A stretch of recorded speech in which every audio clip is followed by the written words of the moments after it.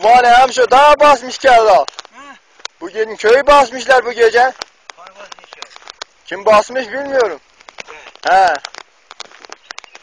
Hala hala. Köyü basmışlar. Ne? Sizin evi bir şey bastılar mı? Ya ne basmışlar ya? Kim basmışsa onun anasını çıksın ya. Diyorlar gelmişler. Tabii ya tüm laharet olsun ona. Vadin amcamın Ah, evini Allah basmışlar. bilir ha. Vadin amcamın evine basmışlar. Basmışlar. He. İyi. O müstehaktır. İyi ki basmışlar.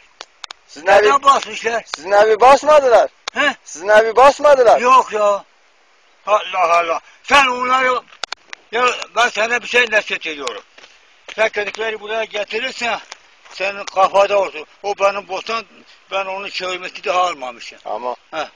Alırım daha serbest bırakmaya dikkat et ha, gelmişler bugün köyü basmışlar bu gece. Ha? O Tekin Gül'ün evini basmışlar. tekine de koymuşlar. Ha onlar Tüm halat olsun ulan sen.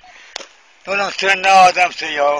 Allah Allah Allah. gitmişler Hazima Gül'ün evini de basmışlar. Hazım Haşim ya. He.